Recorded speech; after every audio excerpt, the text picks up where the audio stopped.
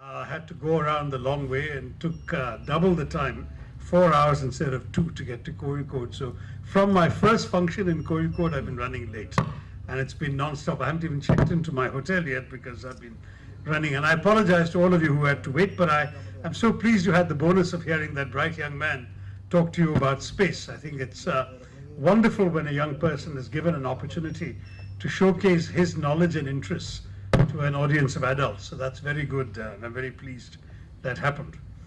But good to be here among so many entrepreneurs. I was supposed to be in Calicut for other reasons, but then the CMA found out I was coming and got hold of me. And since I had in the past had good, shall I say, positive experiences with the CMA, I think one of my talks to the CMA is still going the rounds on YouTube. So I thought that I shouldn't say no. What I was asked to speak about was innovation and entrepreneurship, since I gather you are starting a conference on entrepreneurship tomorrow morning, and this fits into your theme. And so, with so many entrepreneurs sitting right here, talking about a subject that I believe holds the potential to change the social trajectory of our nation is obviously of some value. There's so much interest today in startups that isn't a surprise to me, because it demonstrates our society's growing faith in the potential of entrepreneurship to solve traditional age-old problems that we continue to struggle with. For India is increasingly becoming an entrepreneurship-driven economy that looks towards innovation as the path to the future, where answers are being found through fresh ideas and fresh thinking, driven by factors such as the availability of both domestic and international funding, increasing consolidation by a number of firms, the evolving technology space, and a burgeoning demand for new products and services within our domestic market.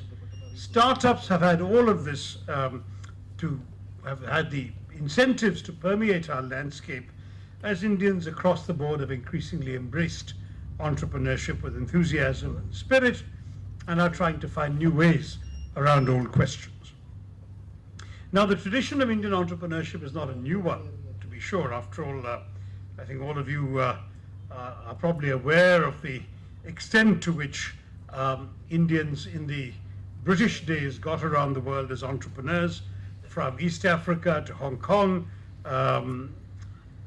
They have been running corner stores and have been essentially thriving in the business of selling goods and services to people.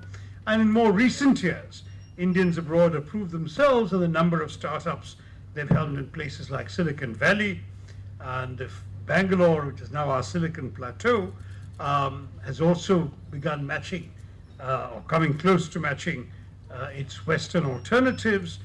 There's even a place near Mumbai that's being called Powai Valley because of all the startups that have come up there. So our outlook on the world has been changing. The manner in which there is now a proliferation of startups is quite interesting. I'm looking up some new figures. Our country has emerged as the world's third largest startup ecosystem, 4,700 startups in 2016, and the projection is 11,000 startups, thank you, by 2020. So the options available to us are certainly remarkable now, and I remember after my own days in college, how few were the options available to graduating youngsters in the India of the 1960s or the early 1970s, even within the higher education system. Today there are more subjects one can study, courses are available that didn't exist in my college days, and far more kinds of jobs and career options are available to today's youth than we could have dreamed of down then. Our economy was still very much in those days a closed, socialist, protectionist economy, and international exposure was limited. Self-reliance and self-sufficiency were the mantras of the day, and was principally because our entire attitude as a country was conditioned by our 200 years of colonial history. I mean, I don't know if some of you have seen my last book, An Era of Darkness, describing the experience of colonial rule, but the fact is that for the nationalist movement, whereas today many of you think of capitalism and associate it with freedom, for the nationalist movement, capitalism was something they associated with slavery. Why? Because the East India Company had come to trade and stayed on to rule. And so there was immediately suspicion of any foreigners coming into our economy, because the assumption was they say they want to trade or to invest or whatever, what they really want to do is rule us. So you had to resist economic investment and economic connections to the outside world in order to preserve the political independence that you had fought so long and hard for. That was the assumption at that time. And it only goes to prove that one of the lessons you can learn from history is that history can teach you the wrong lessons. And that is essentially what we've seen with this experience. And certainly coming from that kind of period, we have moved on quite significantly. Most, I would say, when with the liberalization of 1991, Dr. Manmohan Singh told our parliament that no power on earth could stop an idea whose time had come. That idea was the liberalization of the Indian economy, which gave us the growth and the diversity that allowed us to weather the storms that confronted the global economy in 2008, the recession that affected so many countries, also enabled us to overtake Japan to become the third largest economy in the world in PPP, or purchasing power parity, terms. Indeed, given the core fundamental strengths of the Indian economy, I think due in no small part to the revolutionary reforms put forward by Dr. Singh as finance minister and then as prime minister, the IMF, the International Monetary Fund, in 2015 declared India to be the fastest growing major economy in the world. But thanks to some self-inflicted wounds in our economy in the last year or so, the disaster of demonetization, the botched implementation of GST and so on, India has lost that tag to China, which is now again the fastest growing major economy. But I still hope that in many ways the best is yet to come, because we have a plethora of dynamic young entrepreneurs on our side, and because in our society age is also on our side. We are the youngest major economy in the world at a time when many of our potential competitors, including China, Japan and South Korea, are facing a serious demographic squeeze, and where the traditional sort of big economies are all aging. In Europe, the average age is going to be 46 by 2020. In Japan, it's going to be 47. Even in youthful, so far immigrant-fueled America, it's going to be 40. Whereas in India in 2020, the average age will be 29. So we have this huge young population, over 50% under 25, approximately 65% under 35. So they could be the engine, the dynamic, growth-oriented engine of the world economy, the way China was for the last generation. A young country where fresh graduates will be joining a fresh, dynamic, competitive, productive and youthful workforce. Now, for us to be the engine of the world, taking over from China, the numbers are certainly in our favor. I should have mentioned that the International Labour Organization, the ILO, predicted that by 2020, we will have in India 116 million workers in the job starting age group of 20 to 24, whereas China will only have 94 million. So we'll have 22 million more youngsters ready to start work in just 3 years' time. So in theory, that means we'll have the labor force that could conquer the world. And the comparison with the industrial world is that their labor force will go down by 4% by 2020. China's will go down by 5% as people are aging and their one-child population policy kicks in. India's will increase by 32%. So we will have all of this going in terms of age structure and potential. But, as I've been saying ever since I was in the UPA government, this demographic dividend will only work in our favor if we can educate and train our young people to take advantage of the opportunities available to them in the world economy of the 21st century. The opportunities that entrepreneurs like you are creating, and opportunities that the existing businesses and services in our country can offer. So for you, it's a different matter. The world is your oyster. But for everyone else in our country who's less educated, less fortunate, less privileged than you, the question marks abound.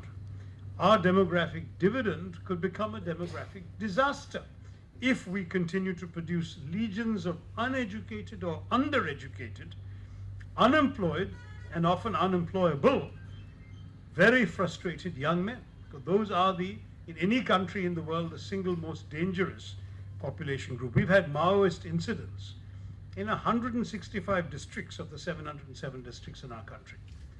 And these Maoist incidents are essentially being conducted by these young men who, because they will have no jobs, because they are not equipped to get jobs, they have no stake in our society or our economy. We haven't equipped them with the basic necessities to be part of it, so they're vulnerable to the blandishments of 1,000 rupees and a Kalashnikov. And that is essentially what is driving the banditry of the Maoist insurgencies in many parts of our country. And that's why I often say we shouldn't think of this only as an economic or social issue. It's a national security issue as well. And that's why we need to give this serious priority and attention. And this is, of course, where you all come in, because harnessing young India's potential and bringing about the social and economic transformation we all hope for will require educated and motivated individuals like you to provide leadership across all sectors of our economy. It's because of this that India's burgeoning entrepreneurial ambitions remain a significant weapon in our national arsenal as we march towards greater economic growth. Now, while we celebrate those who've created the so-called brand India by building phenomenal business empires, in fact, our country has really been strengthened in recent years by the proliferation of micro, small, and medium-level entrepreneurial ventures. And I'm not just saying this because Rahul Gandhi has been hammering away at this theme. I'm also saying it looking at someone like Arianjet here, Krishna Kumar of the Ayurveda pharmacy in Coimbatore, which is a medium-level enterprise by national standards, but which has not only set the bar very high for high-quality giving of services in the wellness field, but is also a very good place to employ what otherwise would be semi-skilled and perhaps otherwise unemployable people. Your Ayurvedic therapists whom you train yourself and whom you get into the business of doing this are people who, if this kind of business did not exist, might not otherwise be able to find comparable employment. I've talked about tourism to one of you who called me on the phone, because I'm a big believer, I've been hammering away this again since UPA's time, that we need to develop those industries which will absorb unskilled and semi-skilled people, since we're not going to be able to train everybody quickly enough. And tourism is the obvious industry. There are global studies that demonstrate that 1,000 rupees you invest in tourism will employ 8 times more people than the 1,000 rupees you invest in industry. So there is no question that while we're going around saying make in India, actually Visit India would be a far more productive thing in terms of employing people in our economy. And it's something that and Visit India for what? Visit India to go to Ayurvedic services like Mr. Krishna Kumar is offering also. Also go to pursue your spiritual advancement in ashrams, but also go to hotels, also visit tourist sites. We have just been pathetic in our failure to invest enough in upgrading our tourist infrastructure so people will want to come. You know, we get in 1 year fewer tourists than Dubai gets in 1 day. And that is absolutely inexcusable. Singapore or the Eiffel Tower in Paris alone will get more visitors than our entire country does from abroad. And that's partly because we have not created the kind of infrastructural facility that makes it worthwhile. And if we did, we'd actually employ more people. So to me, and obviously, it's a no-brainer. Now, as far as entrepreneurship is concerned, and particularly the small ones, smaller than Mr. Krishna Kumar's, let me say that some will succeed, some will fail, but they will all energize our economic space. And I hope that in the process, we will throw up the best available talents and minds to lead our economy forward. We need to cultivate an ecosystem of entrepreneurial effort, and often for that, the right mindset is half the battle won in finding the right solution.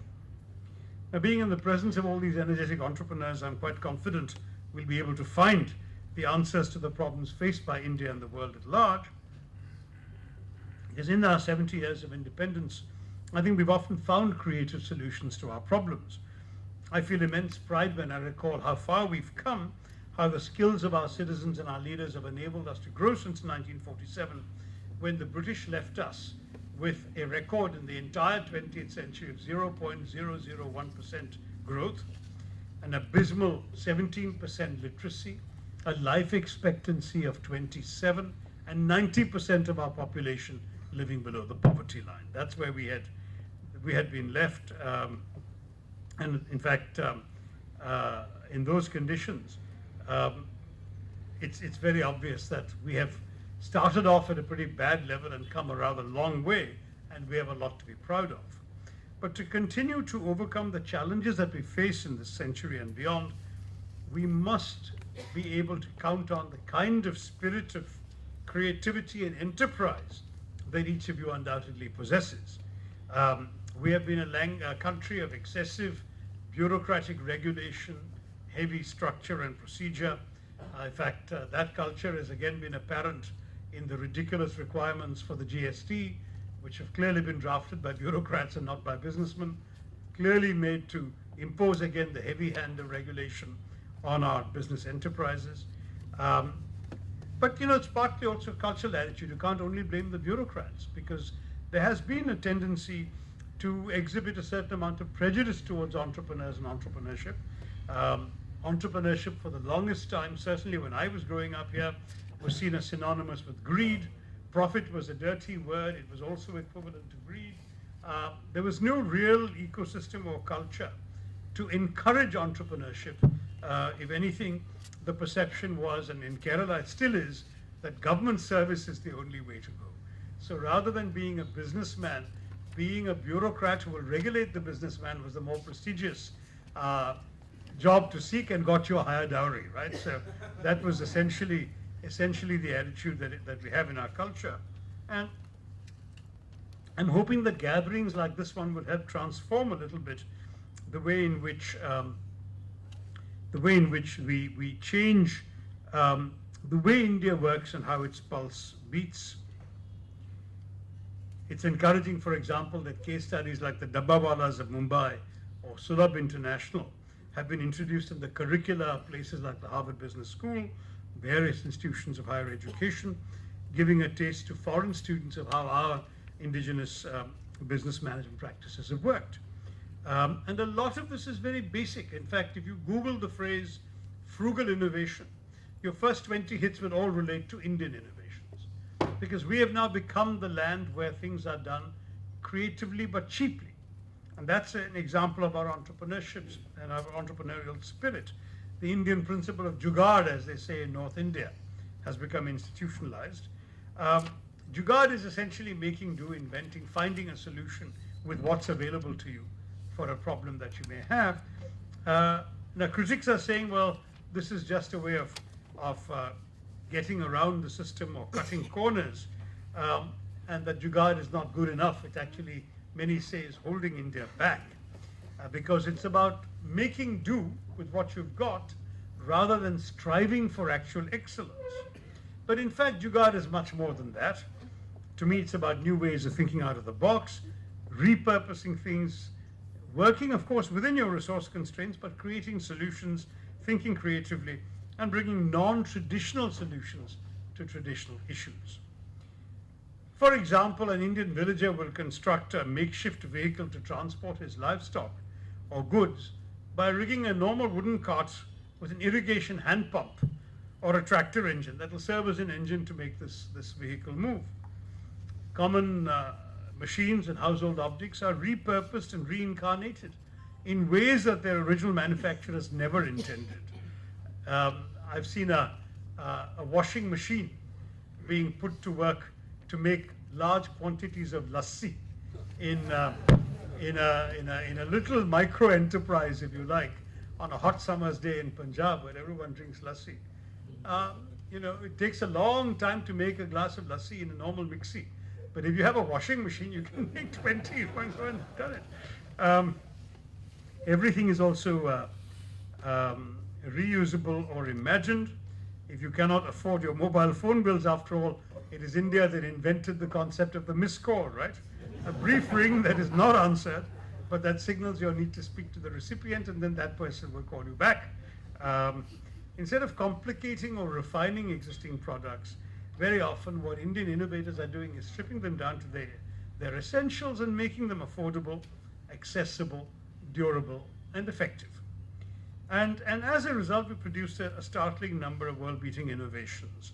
None perhaps more impressive than something which in India is seen as a marketing disaster.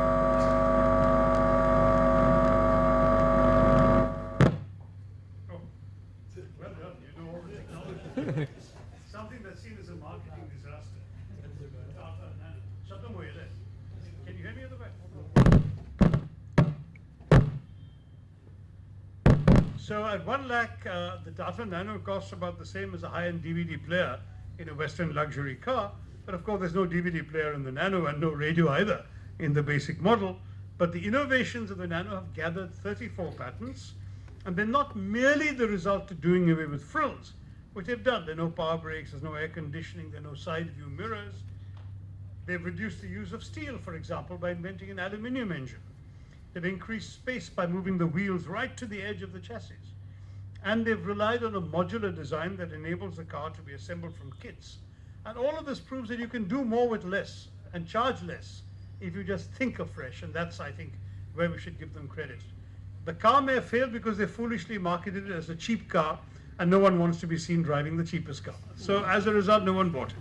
But the innovations are actually a very good example. The most modern car around, the cleverest new technology or whatever, they might have truly had as big a bestseller as the old Maruti 800 was 30 years ago. But let me take a different example, the mission to Mars, Mangalyaan.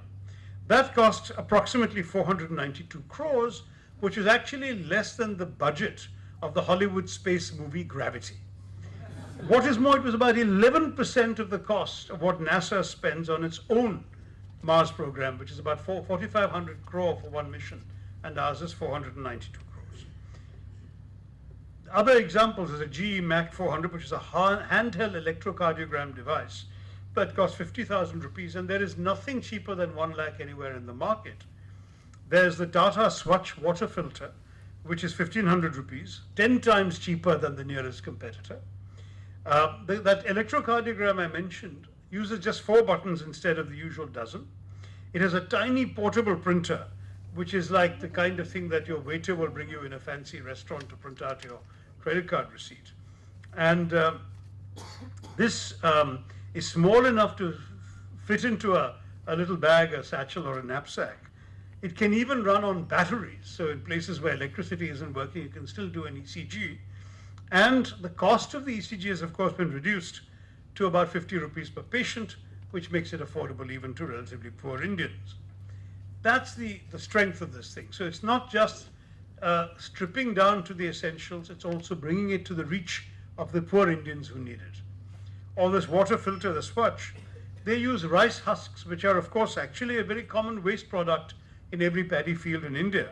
And they use that to purify water. Now, if you look at these two inventions, about 5 million Indians die of cardiovascular diseases every year, and more than a quarter of them are under 65. About 2 million Indians die every year just from drinking contaminated water. So these innovations in that case have proved absolutely groundbreaking, and they're transforming lives.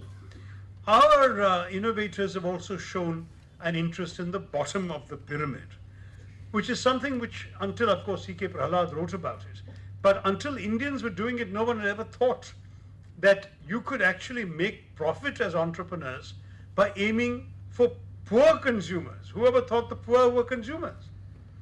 And yet India invented the 5 rupee shampoo sachet, for example, so that people who could never afford to spend money on an entire bottle of shampoo could still spend 5 rupees which they had and buy themselves a sachet and use it for 2 or 3 shampoos, but they were able to wash their hair like the women in the ads in the TV that they were seeing next door. And this is an amazing accomplishment. And in fact, the entire bottom of the pyramid thesis was developed because what Indian entrepreneurs were doing with the Indian poor showed that there is a market there and you can develop that. And to my mind, all of this is there. There are other examples I should give you of frugal innovation in the Indian market. There's a mini truck that's low cost and fuel efficient. There's a mini tractor that Mahindra has made They designed it here, manufacture it partly here, partly in China, and they sell it in America.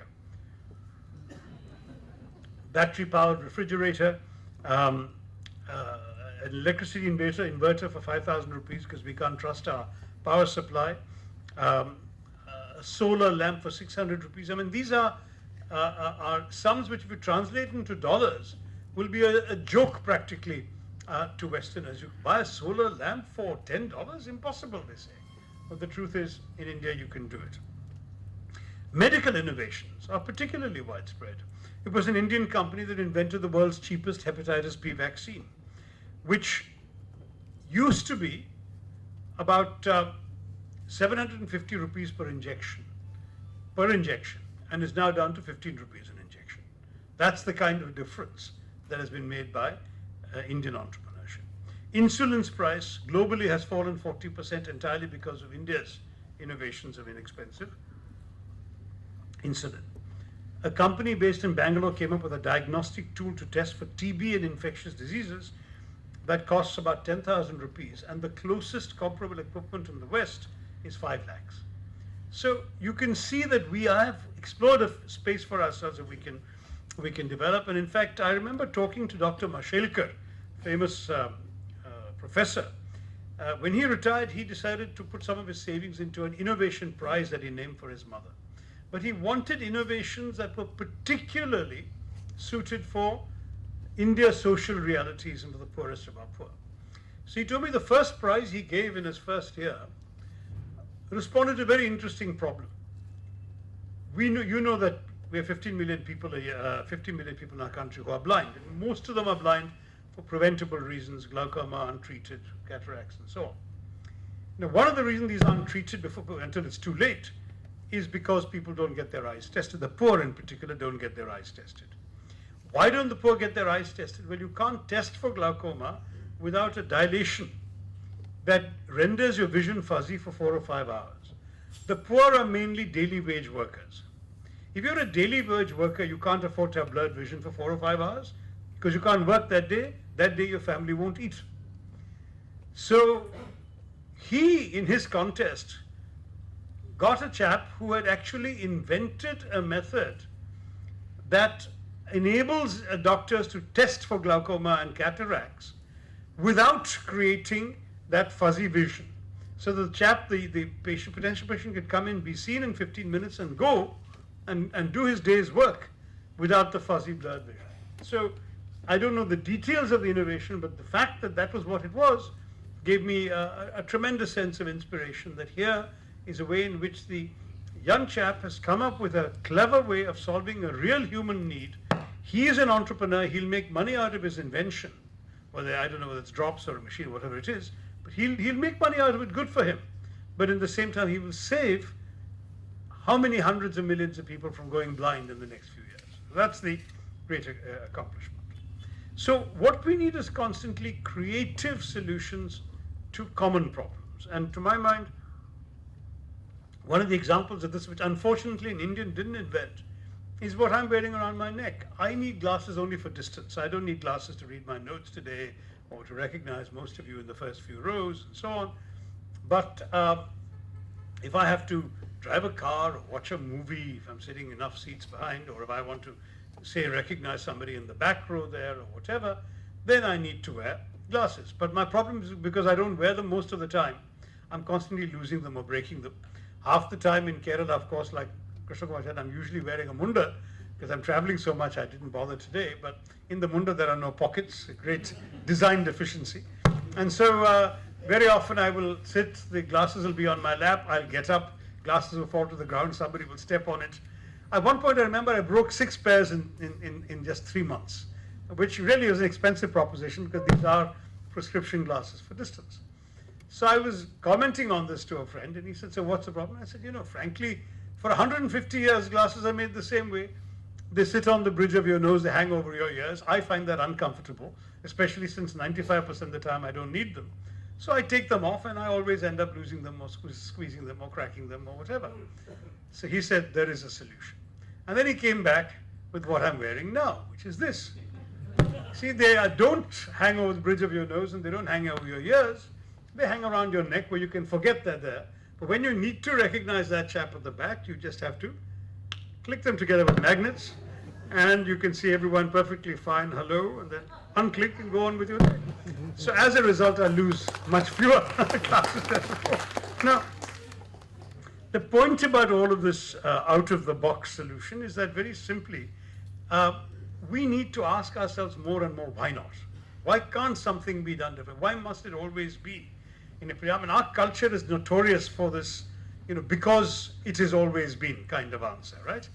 How many times have young people here had to ask their parents, can I do this? No. Why not?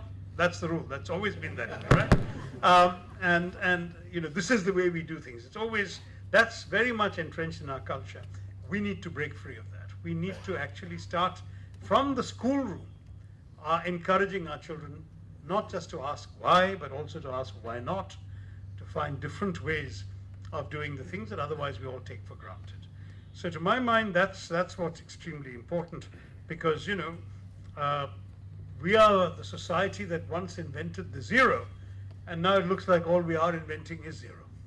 So we really should be doing much more coming out of our Indian minds. Globalization is something that offers both challenges and opportunities. The end of the Cold War, the narrowing of global boundaries, the communications revolution have all given us ways in which we can connect to the whole world economy.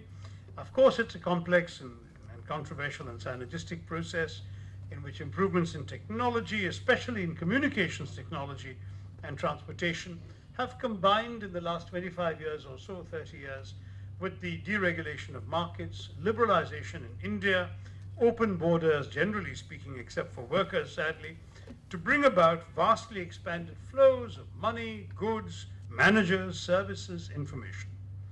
This process at its best integrates people, businesses, non-governmental organizations, and nations into larger networks, rather like the internet. And at its best again can promote convergence, harmonization, efficiency, and growth. So for entrepreneurs, globalization multiplies your opportunities. I remember, for example, visiting Kashmir a couple of years ago, and it was when things were beginning to get rather bad in terms of violence and so on.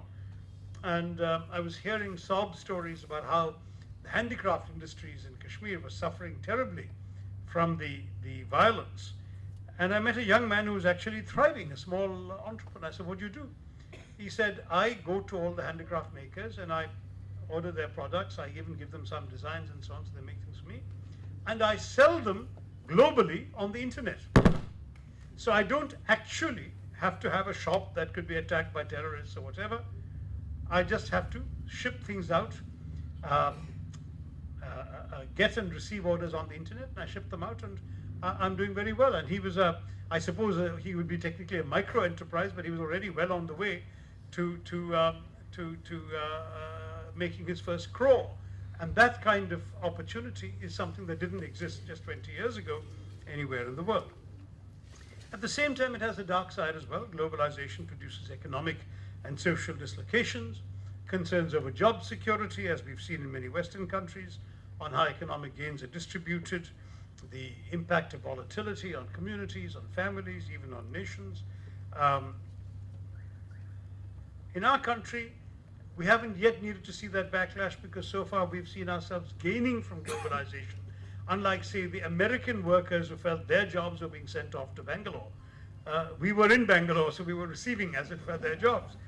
But the fact is that when you have this kind of globalization, there are the two sides, and now the backlash has begun well and truly in countries like the US and many other parts of Europe, where the backlash is very clearly having political consequences as well. I've often said, and I said this in Parliament too, that the magic of the market might appeal to entrepreneurs, but it will not appeal to those who cannot afford to enter the marketplace. So we need, at the same time, to give a bit of a boost to the people at the bottom of the pyramid. If you really want them to be your consumers, they have to be able to afford to buy what you're making. It's common sense.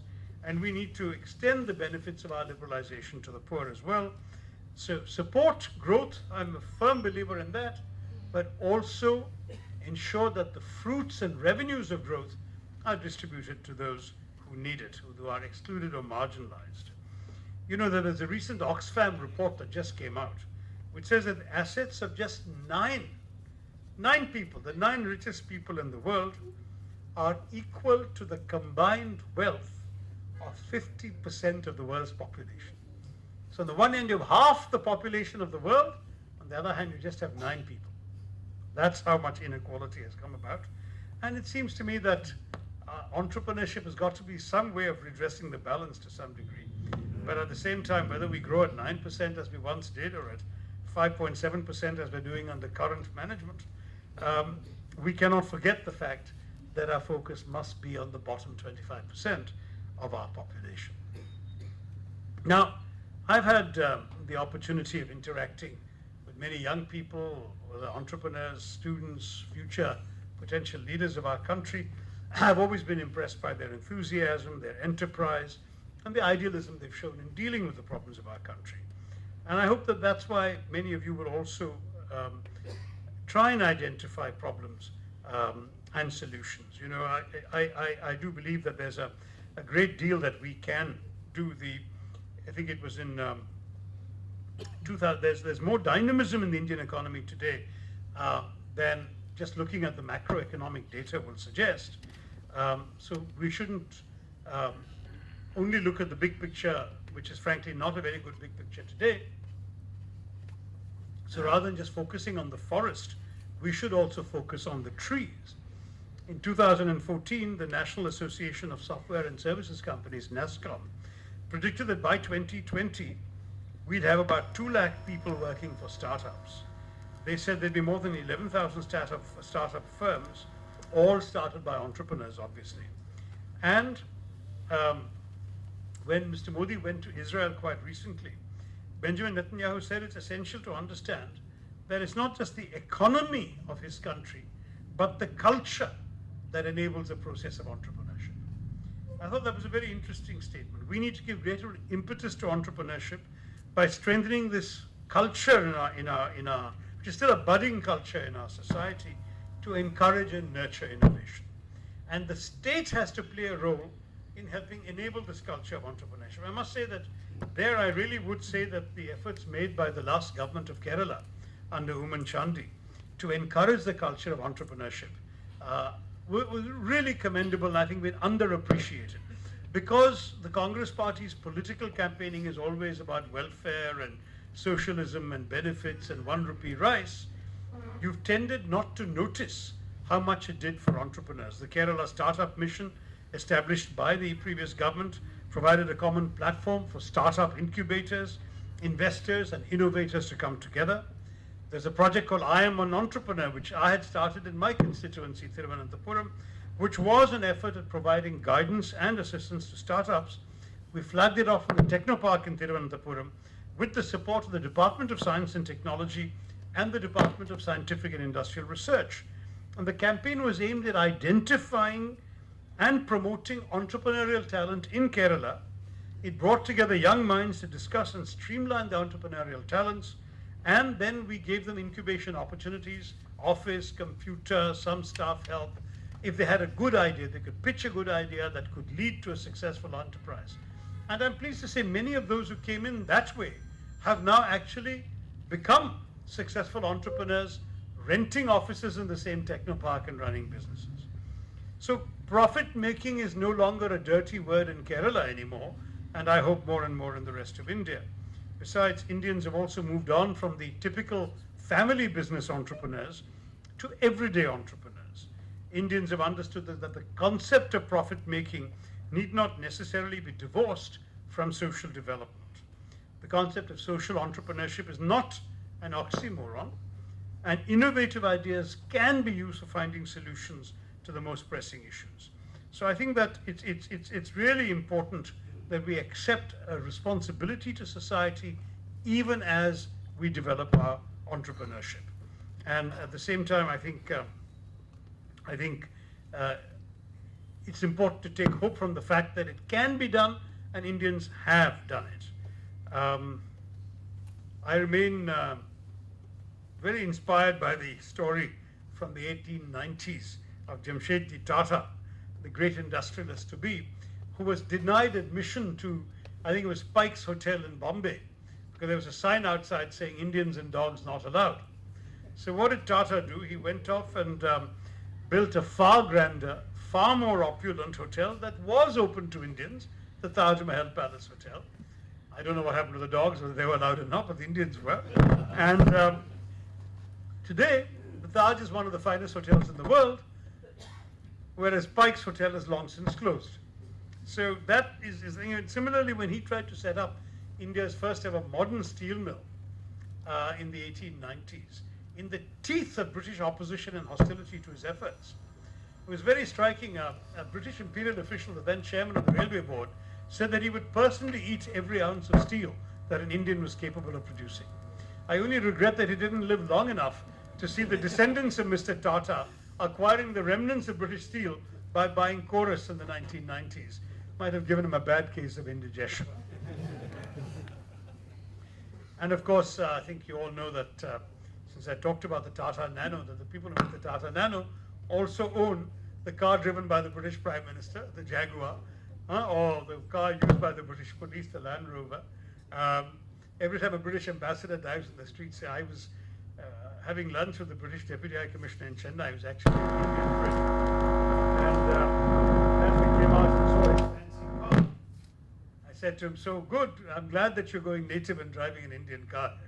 There are certain satisfactions that come from, post-colonial satisfactions that come from such. So in other words, it's time to set aside the old stereotypes of who can and cannot excel at what in our globalizing world. In this new world, we need entrepreneurs who can lead, who can innovate, who can inspire, who can reach out beyond the limits that their forerunners have lived with. Our country needs a countrywide commitment to quality that can work across all these areas, create awareness, promote effective implementation, and continually improve as we go along. Today, it's important that each of you remembers that as entrepreneurs, it is imperative that you embark into a world to display your talent, your intelligence, your own capacity to set up and run new ventures. I believe that as motivated and mature individuals, you can make exceptional contributions to the vast pool of knowledge and wealth in our country and in the world. And as leaders of India in your own right, I'm sure you will carry the weight of the countless, nameless, faceless citizens of India who rely on your skill and your dedication and your acquired talent to help them build a better tomorrow. Now, of course, it'll be odd for a politician in Kerala to end a speech without quoting Mahatma Gandhi. So let me at least live up to those expectations and do so. Gandhiji said, it is the quality of our work that will please God and not the quantity. He, of course, more famously declared, be the change that you wish to see in the world. Since quality will not come without change, I think both his exhortations apply to all the entrepreneurs in this room. Change yourselves to change the world, and do so with work and values of the highest quality. I'm sure these two thoughts of Mahatma Gandhi can illuminate your quest for continued accomplishment as entrepreneurs in your life and in your work. Thank you very much. Jai.